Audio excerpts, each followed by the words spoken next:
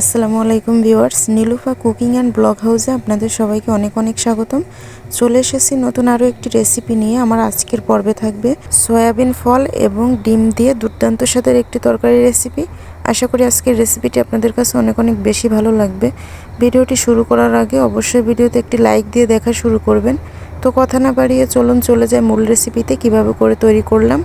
প্রথমে চুলায় একটা প্যান বসিয়ে দিয়েছি আর প্যানের মধ্যে দিয়ে দিয়েছি পর্যাপ্ত পরিমাণ তেল। খুবই সামান্য পরিমাণ লবণ এবং হলুদ দিয়ে দিচ্ছি তেলের মাঝে। তেলটা ভালোভাবে গরম হয়ে গেলে এর মধ্যে দিয়ে দিচ্ছি আগে থেকে সিদ্ধ করে রাখা ডিম। তো ডিমগুলো কিন্তু আগে থেকে একটু গায়ে আঁচ কেটে নেবেন, তা না হলে কিন্তু ফুটে উঠতে পারে। তো ডিমগুলোকে নাড়াচাড়া করে আমি একটু লাল লাল করে ভেজে নেব। খুব বেশি ভাজতে যাবেন না, তাহলে কিন্তু উপরের যে সাদা অংশটা এটা কিন্তু শক্ত হয়ে যাবে। আর সয়াবিনের মধ্যে আমি কিছুটা পরিমাণ আলু দিয়ে দেব, কারণ আলুটা দিলে কিন্তু সয়াবিনের স্বাদটা আরও বেশি আসে। আর যেহেতু বাচ্চা আছে এর জন্য কিন্তু আলুটা মাস্ট বি দিতে হবে। তো আলুটাকেও আমি কিন্তু একটু লাল লাল করে ভেজে নেব। আর এই পর্যায়ে চুলার আঁচটা কিন্তু মিডিয়াম টু লোতে রাখতে হবে, তা না হলে কিন্তু আলুটা পুড়ে যাবে। তো তুলে রেখে দিয়েছি। ফোড়নের জন্য 2টা তেজপাতা দিয়ে দিচ্ছি, আর দিয়ে দিচ্ছি 2 টুকরো দারচিনি, 2টা লং, আর দিয়ে দিচ্ছি 2টা সাদা এলাচ মুখ ফাটিয়ে। তো ফোড়নটা দেওয়া হয়ে গেলে এর মধ্যে দিয়ে দিচ্ছি পেঁয়াজ কুচি। এখানে আমি বড় সাইজের একটা পেঁয়াজ কুচি করে নিয়েছি। পেঁয়াজটাকে দিয়ে দিচ্ছি এবং হালকা ব্রাউন কালার হওয়া পর্যন্ত একটু ভেজে নিতে হবে। তারপর এখানে আমি অ্যাড করে দিচ্ছি বাটা মশলা। এখানে প্রথমে দিয়ে দিচ্ছি উঁচু করে 1 চামচ রসুন বাটা, 1 চা চামচের থেকে একটু কম জিরা বাটা এবং উঁচু 1 চামচ দিয়ে দিচ্ছি লাল মরিচ বাটা। এটা আমি দেশি মরিচ বেটে নিয়েছি, আপনারা চাইলে কিন্তু গুঁড়ো মরিচটা ব্যবহার করতে পারেন। তো এই মরিচটা দেওয়ার কারণে একটু ঝাল হবে, আর তরকারির কালার আনার জন্য আমি এখানে গুঁড়ো মরিচটাও ব্যবহার করব। তারপর এখানে স্বাদমতো লবণ দিয়ে দিচ্ছি 1/2 চা চামচের থেকে একটু বেশি ধনিয়ার গুঁড়া, আর দিয়ে দিচ্ছি হলুদের গুঁড়া। তারপরে এখানে আমি অল্প পরিমাণ দিয়ে দিচ্ছি লাল মরিচের গুঁড়া। খুবই সামান্য পরিমাণ পানি দিয়ে আমি মশলাটাকে খুব ভালোভাবে একটু কষিয়ে নেব। যে কোনো রেসিপির ক্ষেত্রে কিন্তু মশলাটা খুব ভালোভাবে কষিয়ে নেওয়াটা খুব জরুরি, তা না হলে কিন্তু তরকারির স্বাদটা ভালো আসে না। তো আমি কিন্তু লোতে রেখে মশলাটাকে প্রায় 2 মিনিটের মতো কষিয়ে নিয়েছি। দেখতে পাচ্ছেন মশলা দিয়ে যখন তেল ছেড়ে দিবে তখন এইখানে আমি দিয়ে দিচ্ছি সয়াবিন ফলগুলো।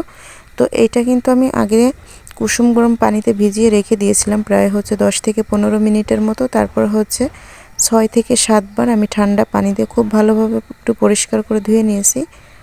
তো আপনারা চাইলে কিন্তু এটাকে গরম পানিতে দিয়ে 2-1 মিনিট ফুটিয়েও নিতে পারেন, সেক্ষেত্রে কিন্তু আরও বেশি ভালো হয়। সময় না থাকলে কিন্তু এটা করতে পারেন। তারপর মশলার মাঝে দিয়ে আমি কিছুক্ষণ পর পর নাড়া দিয়ে দেবো, ঢাকনা দিয়ে ঢেকে রেখে কিন্তু সয়াবিনটাকে কষিয়ে নিতে হবে। তো অনেকেই আছে কিন্তু এই ফলটা খেতে চায় না, তো খুব ভালোভাবে কিন্তু মাংসের মতো করে কষিয়ে মশলা দিয়ে রান্না করলে কিন্তু অনেক মজার হয় খেতে। তো আশা করি আজকের রেসিপিটি যারা দেখবেন প্রথম হতে শেষ পর্যন্ত বাসায় একদিন ট্রাই করবেন। এরকম রান্না করলে কিন্তু খুবই মজার হয় খেতে। তো দেখতেই পাচ্ছেন আমি কিন্তু কিছুক্ষণ পর পর ঢাকনাটা খুলে খুলে আমি একটু নাড়া দিয়ে নিচ্ছি। আর এই পর্যায়ে কিন্তু আমি কোনো প্রকার পানি এখনও ব্যবহার করি নাই। চুলার আঁচটা মিডিয়াম টু লোতে রেখে কিন্তু রান্নাটা করে নিতে হবে। তারপর যখন দেখবেন একবারেই পানি নেই, তখন এখানে খুবই সামান্য পরিমাণ পানি আমি এখানে দিয়ে দিচ্ছি, প্রায় 1/2 কাপের থেকে একটু কম। ঢাকনা দিয়ে ঢেকে আমি পানিটাকে শুকিয়ে নেব। তো মাঝে মাঝে একটু নাড়াচাড়া করে দিতে হবে। প্রায় 2-3 মিনিট পর আমি ঢাকনাটা খুলে নিয়েছি এবং নাড়াচাড়া করে দিচ্ছি। দেখতে পাচ্ছেন খুবই কম সময়ে কিন্তু এটা রান্না হয়ে যাবে। এই পর্যায়ে ভেজে রাখা আলুটা দিয়ে দিচ্ছি। আলুটা দিয়ে নাড়াচাড়া করে আবারও মিশিয়ে দেব। তারপর ঢাকনা দিয়ে ঢেকে বাকি পানিটাও আমি শুকিয়ে নেব।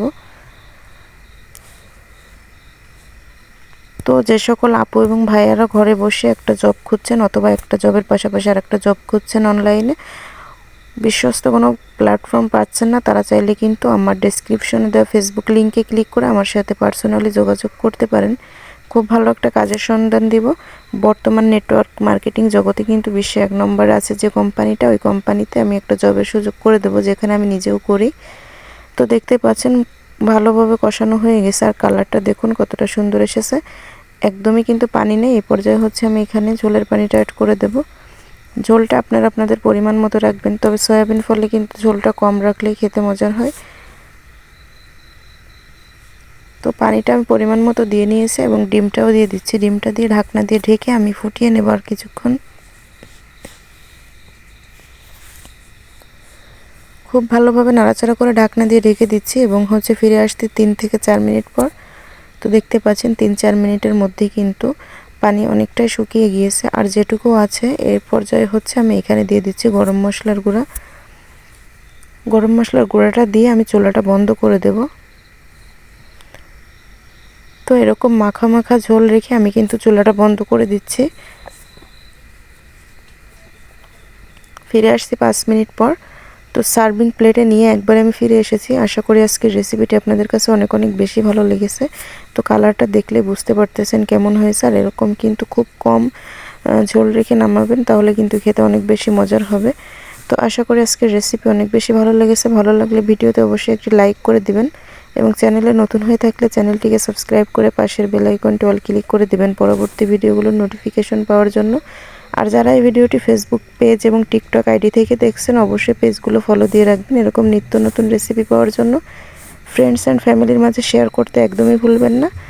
তো আজকের রেসিপি এই পর্যন্ত। ফিরে আসবো অন্য নতুন রেসিপি নিয়ে। সে পর্যন্ত সবাই অনেক বেশি ভালো থাকবেন, সুস্থ থাকবেন। আল্লাহ হাফেজ।